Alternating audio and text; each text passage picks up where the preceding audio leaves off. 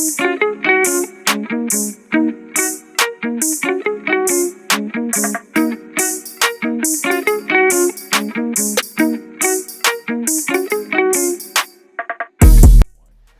everybody, I'm back. I want to go ahead and do an update video on the Frag system here in the garage.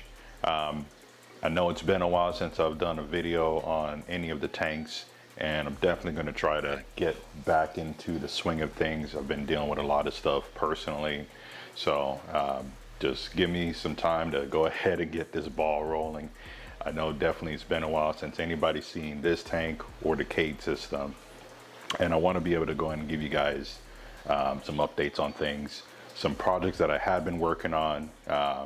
I've stopped working on those projects for different reasons. I'll definitely try to cover those as I have the chance to do so. But right now, the one thing I do want to address that I'm probably going to be making some changes on fairly shortly here is the Noopsyche lights. So pretty much this video is probably just going to be on the Noopsyche lights and the overall results that I've gotten from them through this entire year that I've been using it. It's been over a little bit over a year, but let's say, you know, it's been a year. So it's two tanks plumbed into one sump right now. Both have Noopsyche, the K7 Pro 3s or whatever version they're on right now. On them, this one has the Reef Brights as supplement lights, but primarily both tanks have been running the Noopsyches for the entire year. I know I've been getting a lot of questions on growth and just as different questions in regards to these lights and can they actually grow corals. Short answer, yes, they can grow corals. A lot of these corals that have been in the system here have, well, let's say come from different setups that I've had or have just been growing out in the tank here. So I'm going to try to point out a few things in here that has been growing in the tank. Real quick, also too, if you guys have been following along with the Frag tank setup, you'll notice the tank here is much bigger. I do not have the 50-gallon low boy anymore. I actually picked up a 90-gallon low boy here back at Reeferpalooza Orlando. There was a company that came down. Obviously, they couldn't take it back, and so I scooped that up. So that tank did get upgraded some time ago, and more water volume, and I can put some tangs in here at least, or at least a tang, which I do need to get in here. I'll cover that in just a moment. But all in all, this tank is bigger, so don't be surprised. But as I was stating before, this has turned into a bit of a project for me in trying to keep everything balanced. When I say balance, because of everything that I have been going through, I just kind of really neglected this tank. I got overrun with algae and the flatworms, the little rust-colored ones. So both systems, obviously, because they're plumbed in together, did suffer a lot of that issue there with the flatworms. So I've been working on getting the flatworms knocked back. That's been affecting the colors on the corals. When I do the treatments, I do a heavy treatment because I do a big water change, because I have all my stuff here for the water change right beside the tank. So yeah, I do the big water changes, but again, that has been affecting the colors. Everything's kind of stable right now, but I do need to get a couple more fish in here to kind of peck at these. Right now, I can tell you there's a total of 4 fish altogether, 3 in this tank and 1 in the other one, a couple damsels and a couple clowns. So not really stocked with a lot of fish, and that is a big problem too because the nutrients. So let's see, where are we at right now? We're over here at the LPS side of things that I kind of have set up. A couple of the Holy Grail hammers and things like that, whatever they want to be called nowadays. Got a couple of my Chicago or Colorado, one of the two. I always get the names mixed up. But got my NEMs here. I also got some down in the Sump. These guys do like a higher light. In most cases there, as you can see, this one, they're both the same. They came from the same, but this one's a bit more yellowish than this one, and it's got more bubbles going on to it. Do got some digis in the back, got the bubble gums, the regular red digis. Those have all been grown in this tank also too. Let's see if we can get a close up, and I'll try to do a top down if I can with this once I get everything squared away. Got another Monty in the back, Spaghetti. A couple of the LPS, SPS over here. And you guys can see, I did start fragging up a couple of things in the main system that I can get my backups, because a lot of the corals in here are just really backups of the stuff that I have in the main tank, just in case something goes wrong, and it has.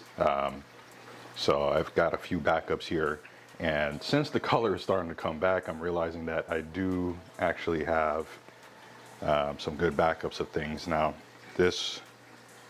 all of these here were grown under these lights also too. Same with the PC rainbows and this chalice. So like I said, a lot of the corals, especially the zoas, everything's all in one tank. The only thing I have concern with at this point was just the par. It's mainly a hot spot down the middle. I think I'm getting, with the reef bites on, about 200 across front to back and about 250 in the middle. Without the reef bites, drops off to about maybe 100 or so on the front glass here. Not a big drop, but you know, it's worth noting for you guys here if you guys really want to know. But honestly, like I said, folks do ask that question. There goes my pink Cadillac right there in the middle. I thought I completely lost it and didn't know I had a frag still. I thought I even lost the frags. But now, after I let everything get stable, we got a pink Cadillac. So I'm a bit happy on that. Like I said, I thought I lost the colony altogether because of a mishap in the main system that I'll definitely go over. And a lot of these guys here, like the Blastos in the back, they're waiting. The one on the right, I moved from out of my main system because of the aptasia issue that I got going on in there. And the one on the left I did recently acquire, and that is also going to go into the main system once I get the aptasia issue taken care of. Same with that chalice. And I think, I didn't even remember I had a millie, but I have a millie right here in the back next to that PC rainbow. So, like I said, everything in here has just been growing under the Noopsyche lights.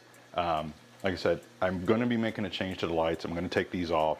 No problems with the lights at all. It's just, for my preference, I like to be able to adjust the lights. And for the reason I say that is when I get to this tank, which is the little cube that's next to it, because of how the lights are set up to work, if I adjust one, I adjust them all unless I do something weird to have the settings different for each tank. So the problem that I mentioned in that is everybody's looking at it saying, okay, they're on the same plane. Because of the water volume and the height from the light and everything, there's a ton more par in here. I'm getting maybe 300 to 400 at the top. And because I have just the LPS in here, I don't need that much par. And like I said, if I want to make an adjustment to this one, I'm going to make an adjustment to these two. And so if I lower it, it's going to overall lower the par here. And that's going to affect things in this tank. So I'm going to swap out the lights so I can be able to make fine-tooth adjustments to things. Again, if it's on your system, you're not going to be making those fine adjustments unless you want to, and that's totally up to you on that one there. For me and what I have going on here, I want to be able to make those adjustments and bring the lights down. As you guys can see, like I said, everything in here, same thing with that. It's all been grown under the Noopsyche. With the neglect that's been going on, I got things looking good. Got aptasia in here, but again, I got some things to go ahead and get that taken care of. Got the nudibranchs coming in, so we should be good once I get those knocked back. There is a large leather. I don't know if you guys have ever really seen it in any of the other videos, but this leather has also been in here with the torches, so yay. One new addition to this whole setup that did not grow in here is this 8-can. I pulled that out of my little secret tank that I have, and yeah, stuck that in here because I needed to move some things around. So Like I said, if I didn't have so much neglect with the water quality, I'm pretty certain everything would be twice as big.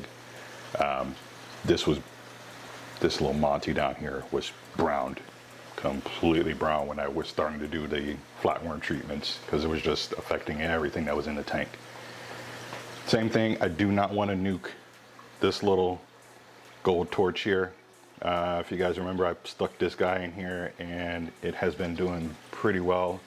It's had a bit of bubble algae on it at one point, and I had to come in and scrape that out and get that knocked off of here.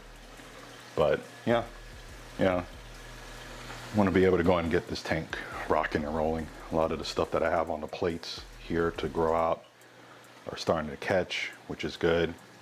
I still got to figure out what's going on with these, with those two tenuous in the back. I know I have one here and one here, which is the same, but the two on this plug, I don't believe are the same, but I won't know until things start taking off some more.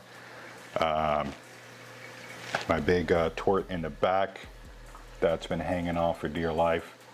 It's actually done pretty well through everything that I've put it through. It's one of my oldest colonies that I've had. I moved that from a few tanks back, so everything's doing good.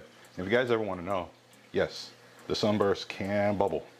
There they are bubbled, and there they are not bubbled. Sometimes they flip. This may be stringy and then this one may be bubbly, or vice versa. I don't know what causes it. I can tell you these guys are getting maybe about, like I said, 250 plus on par throughout the day. Yeah, but they're doing good. Believe it or not, there is a hammer in here. Watch this. These are some of the things I got to take care of. And here goes the plug.